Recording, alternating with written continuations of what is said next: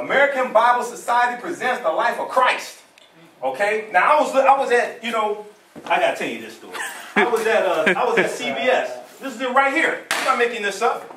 Okay? I got this November 2011. I'm standing at CBS, and you know, I pay attention to my surroundings. I'm looking at the newsstand when you check out.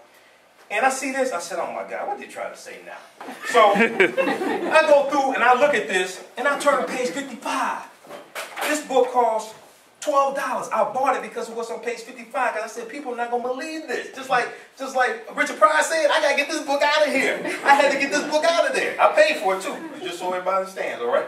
But what it said, page 55, it said, why December 25th? It said, we don't know the actual date of Jesus' birth, but it most likely wasn't on December 25th. In Christianity's early years, people debated when Jesus' birthday should be celebrated.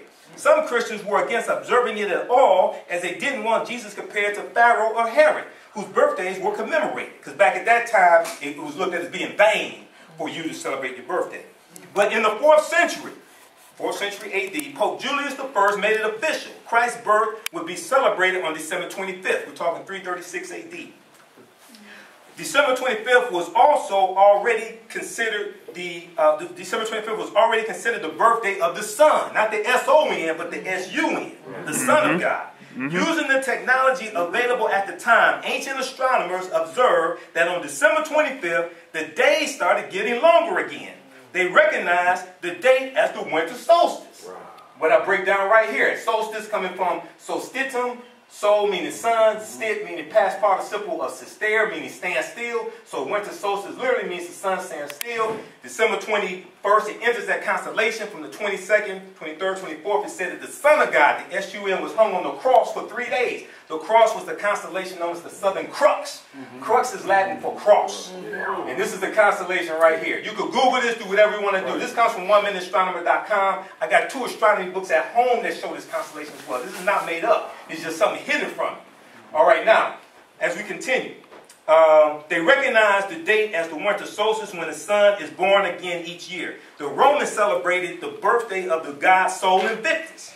And this is what Constantine was worshiping. And in 321 AD, he changed the Sabbath from Saturday to Sunday in honor of the god Sol Invictus, or what Christians will call a pagan god. But people don't notice because they don't study history. The Romans celebrated the birthday of the god Sol Invictus, which means unconquered sun, on December 25th. This day was also recognized as the birthday of Mithra, the sun god of the ancient Persians, and as the birthday of Attis, an agricultural god worshipped in Asia Minor. By choosing December 25th, the church avoided upsetting the masses. No one wanted their festivals canceled, so the church simply combined a new Christian holiday with pagan traditions. All right, now, and then I go break this stuff down from non-valid contributions to civilization, where he shows you the Annunciations, the virgin birth, all this stuff going back at least to 1380 BC in a temple at Luxor. He breaks all this stuff down. And then, oh, okay, I got it to you. Just talk to the hand. Love should have brought your ass home last night. All right. Okay, relationships and systems designed to cause hysteria and panic in the African-American community. 70% of African-American women are single. That's false. Now, on ABC Nightline, co-hosted by Steve Harvey, can a successful black woman find a black man?